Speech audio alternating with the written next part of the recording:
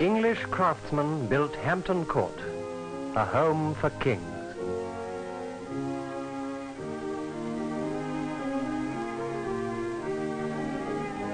Above the gate hang Tudor King Henry VIII's arms, guarded by twin ranks of the king's beasts. Heraldic monsters, heroes of legend, the seasons of the year adorn the garden.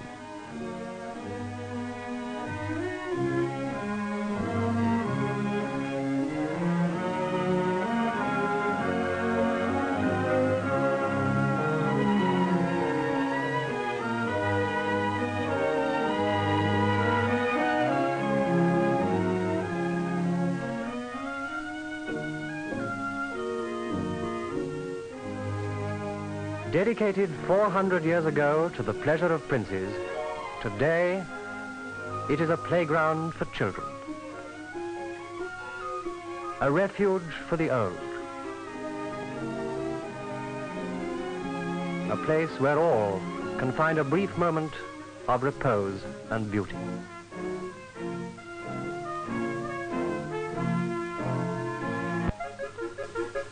Hampton Court is now a public park, and ordinary people pass beneath the royal emblem, which they have made their own, the English rose. Roses grow today in the tilt yard, which King Henry built for his tournaments.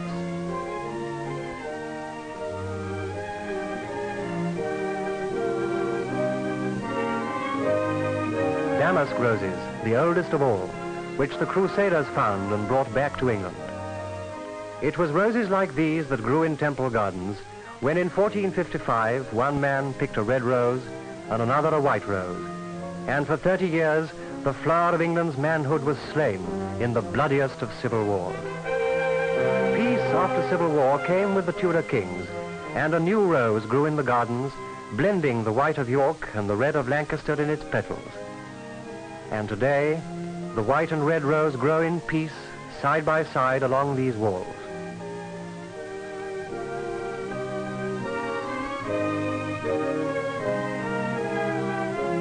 A knot garden with low clipped borders around massed herbs was once to be seen in every nobleman's ground. They have all disappeared now, except this one in Hampton Court.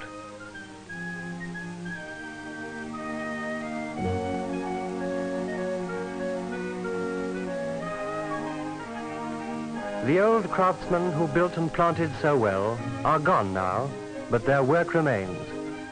And today the folk who stroll here share with their forefathers the inborn love of Englishmen for a garden.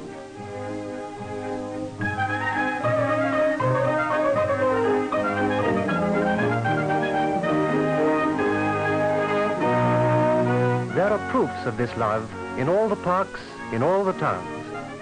Find great gardens up and down the land, their variety reflecting the individual imagination of their makers.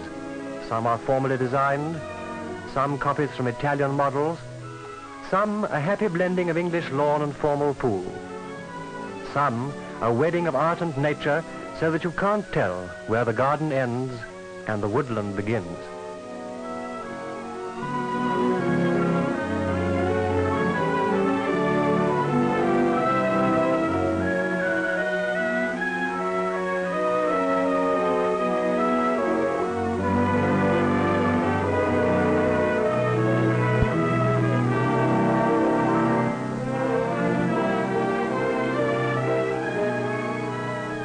Here is a garden that is all green.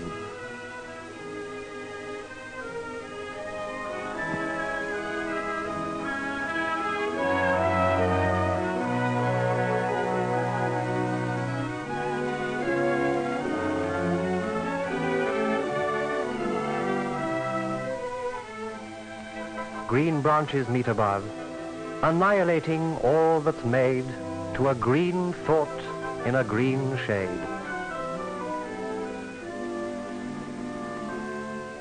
And then the procession of green gives place to the color of flowers.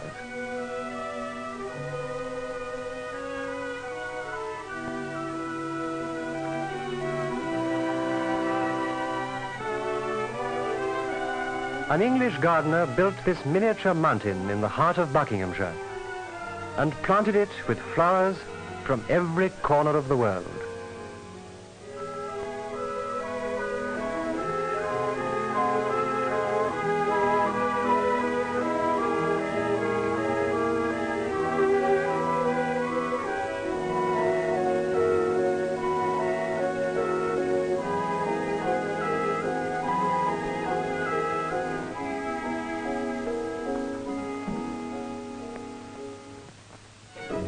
England, poor and rich alike, have flowers.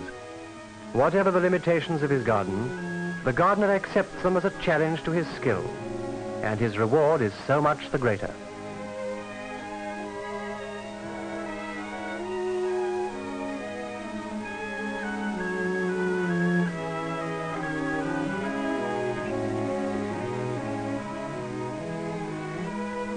The cottager fills his few square yards with the old favourites his father grew.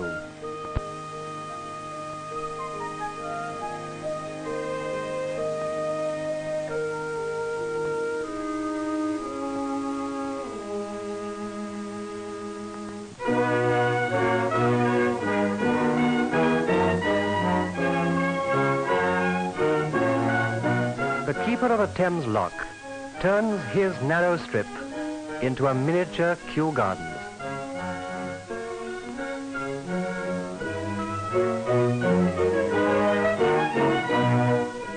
This gardener specializes in auriculas. It is not his money, but his care and skill that grow these blooms.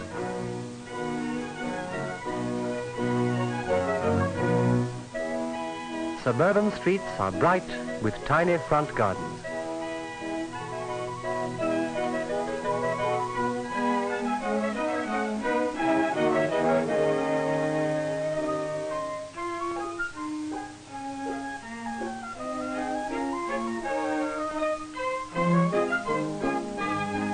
No handicap of space or place can prevent a true gardener from creating beauty.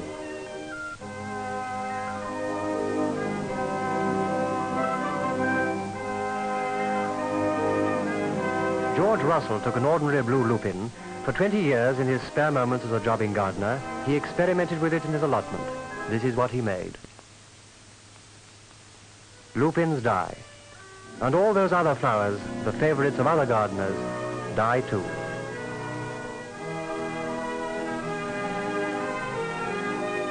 But to the gardener, this is not an end.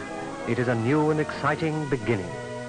For last year's glories bear the seeds of next year's greater glories, flowers worthy of a king's garden.